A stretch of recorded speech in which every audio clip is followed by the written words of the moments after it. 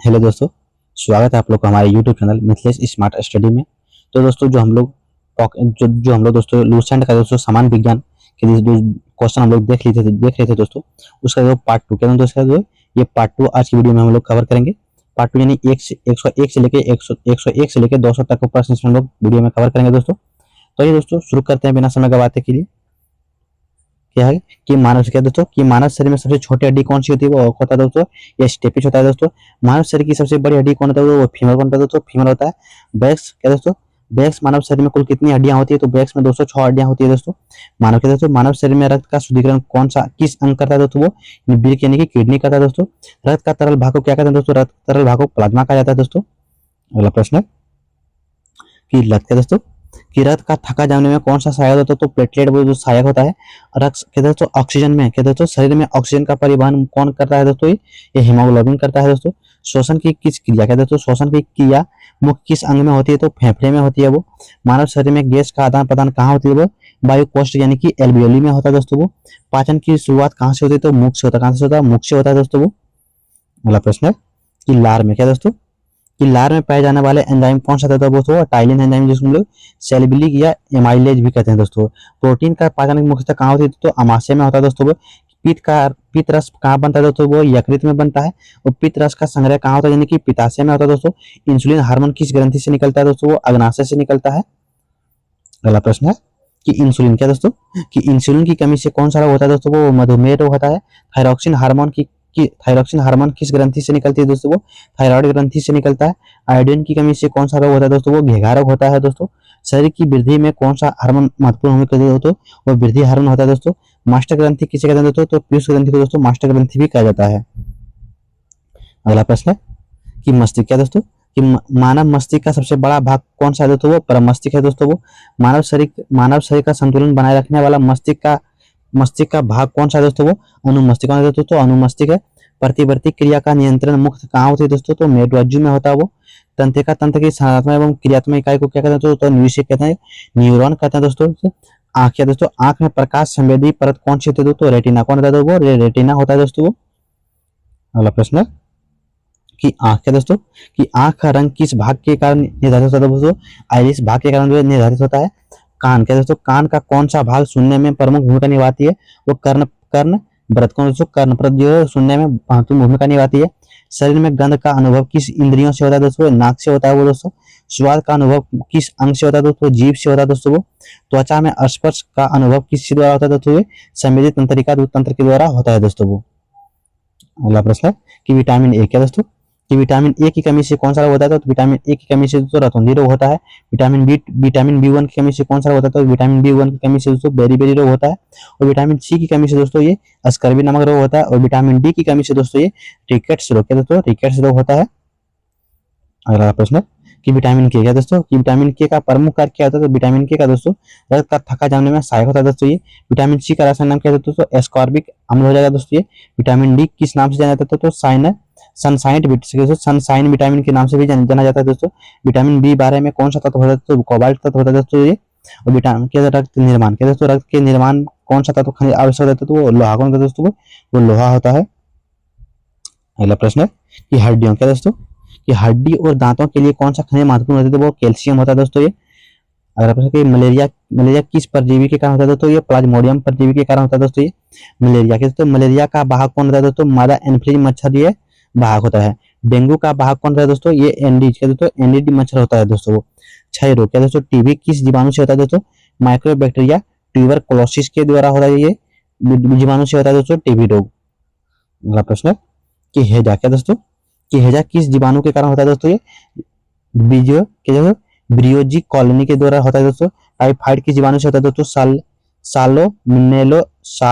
सालोनेला toffee के दोस्तों जीवाणु से होता है दोस्तों ये। एड्स किस वायरस के कारण होता है दोस्तों, HIV वायरस के कारण होता है दोस्तों। रेबीज किस प्रकार का रोगजनक है दोस्तों, ये वायरस से होता है दोस्तों रेबीज। पोलियो किसके कारण होता है दोस्तों, ये पोलियो जो है वायरस के भी कारण से होता है ये पोलियो दोस्तों।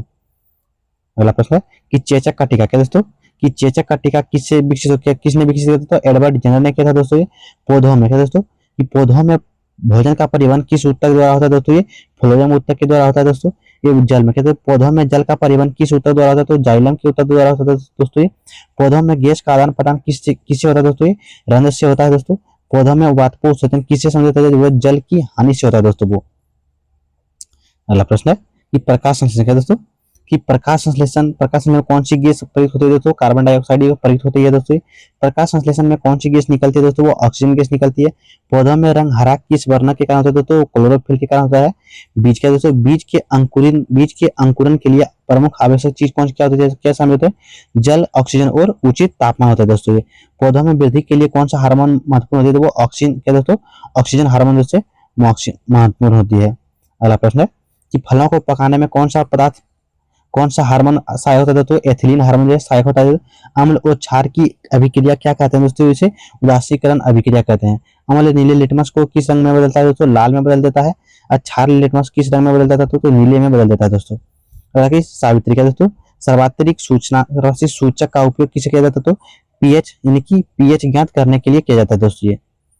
अगला प्रश्न है कि लोहे क्या दोस्तों, कि लोहे पर जंग लगना किस प्रकार की अभिक्रिया है दोस्तों, तो ऑक्सीकरण प्रक्रिया है दोस्तों। जंग क्या दोस्तों, जंग का मुख्य घटक क्या होता है दोस्तों, जलीय आयरन ऑक्साइड होता है दोस्तों।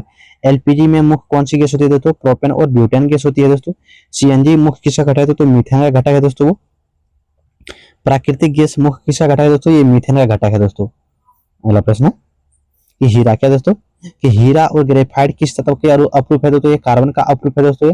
सबसे कठोर प्राकृतिक पदार्थ कौन है तो वो हीरा हो जाएगा दोस्तों। ग्रेफाइट विद्युत का कैसा चालक है दोस्तों, ये अच्छा चालक है वो।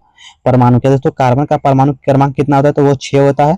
और ऑक्सीजन का परमाणु क्रमांक कितना होता है तो 8 कितना होता है दोस्तों, 8 होता है। अगला प्रश्न है कि हाइड्रोजन क्या दोस्तों, कि हाइड्रोजन का परमाणु क्रमांक कितना होता है तो 1 होता है दोस्तों वो। सोडियम का परमाणु क्रमांक कितना होता है, 11 होता है दोस्तों। क्लोरीन का परमाणु क्रमांक कितना होता है तो 17 होता है दोस्तों। कैल्शियम का परमाणु क्रमांक कितना होता है तो 20 होता है दोस्तों वो। और लोहे का परमाणु क्रमांक कितना होता है तो 26 होता है दोस्तों वो। अगला प्रश्न है कि सोना क्या दोस्तों, कि सोने का परमाणु क्रमांक कितना होता है तो क्या होता है 79 होता है दोस्तों। जल का क्वथनांक समान दाब पर कितना होता है तो 100 डिग्री सेल्सियस होता है दोस्तों। जल का हिमांक कितना होता है दोस्तों, 0 डिग्री सेल्सियस होता है दोस्तों। और जल का अधिकतम घनत्व कितना होता है दोस्तों, 4 डिग्री सेल्सियस पर होता है दोस्तों। और वाष्पीकरण से क्या प्रभाव पड़ता है तो शीतलन क्या दोस्तों, शीतलन का प्रभाव पड़ता है। अगला प्रश्न है कि ठोस से क्या दोस्तों, ठोस से सीधा गैस में बदलने की प्रक्रिया को क्या कहते हैं तो ऊर्ध्वपातन कहते हैं दोस्तों उसे। ठोस कहते हैं गैस से सीधे ठोस में बदलने की प्रक्रिया को कहते हैं दोस्तों निक्षेपण कहते हैं उसे, निक्षेपन कहते हैं उसे। ठोस से द्रव में बदलने की प्रक्रिया को क्या कहते हैं उसे गलन कहते हैं उसे, गलन कहते हैं। और द्रव से गैस में बनने की प्रक्रिया को उसे वाष्पीकरण कहते हैं। और गैस कहते हैं गैस से द्रव बनने की प्रक्रिया कहते हैं उसे संघनन कहते हैं, संघनन कहते हैं। अगला प्रश्न है कि द्रव क्या दोस्तों, कि द्रव से ठोस बनने के दोस्तों, द्रव से ठोस बनने की प्रक्रिया को क्या कहते हैं दोस्तों, जमना कहते हैं दोस्तों। और पृथ्वी एकमात्र प्राकृतिक उपग्रह किसका है दोस्तों, चंद्रमा का है दोस्तों। सूर्य से क्या दोस्तों, कि सूर्य से सबसे निकट ग्रह कौन सा है तो बुध हो जाएगा दोस्तों ये। सौरमंडल का सबसे बड़ा ग्रह कौन है तो बृहस्पति हो जाएगा दोस्तों। और सौरमंडल का सबसे छोटा ग्रह कौन है तो बुध हो जाएगा दोस्तों। अगला प्रश्न है कि लाल ग्रह क्या दोस्तों, कि लाल ग्रह किसे कहा जाता है तो मंगल को लाल ग्रह कहा जाता है दोस्तों। नीला ग्रह किसे कहते हैं दोस्तों, नीला ग्रह पृथ्वी को कहा जाता है। और पृथ्वी क्या दोस्तों, पृथ्वी का वायुमंडल किस गैस से अधिक होती है दोस्तों, पृथ्वी का वायुमंडल किस गैस से सबसे अधिक बना है वो तो नाइट्रोजन गैस से बना है दोस्तों। और सूर्य क्या दोस्तों, सूर्य में ऊर्जा किस प्रक्रिया के द्वारा उत्पन्न होती है तो नाभिकीय संलयन की प्रक्रिया के द्वारा उत्पन्न होती है दोस्तों। सूर्य का मुख्य घटक कौन सी होती है दोस्तों, वो हाइड्रोजन कौन होता है दोस्तों, वो हाइड्रोजन होता है। अगला प्रश्न है कि पृथ्वी क्या दोस्तों, पृथ्वी अपने अक्ष पर एक चक्कर लगभग कितने समय में पूरी कर देता है तो 24 घंटा में दोस्तों एक चक्कर पूरी कर देता है दोस्तों पृथ्वी अपने अक्ष पर। तो दोस्तों अगर आप लोग को वीडियो हमारे पसंद आता है तो चैनल को सब्सक्राइब करके अपने दोस्त को शेयर किया। और दोस्तों आगे की जो ये क्वेश्चन है नेक्स्ट वीडियो में हम लोग कवर करेंगे। यहाँ से हम लोग मिलेंगे नेक्स्ट वीडियो में दोस्तों 201 नंबर से आगे के प्रश्न तो नेक्स्ट वीडियो में कवर करेंगे। अगर आप लोग को क्वेश्चन हमारे ये चाहिए आता है तो चैनल को सब्सक्राइब करके दोस्त को शेयर कीजिए। मैं तब तक नेक्स्ट वीडियो में जय हिंद।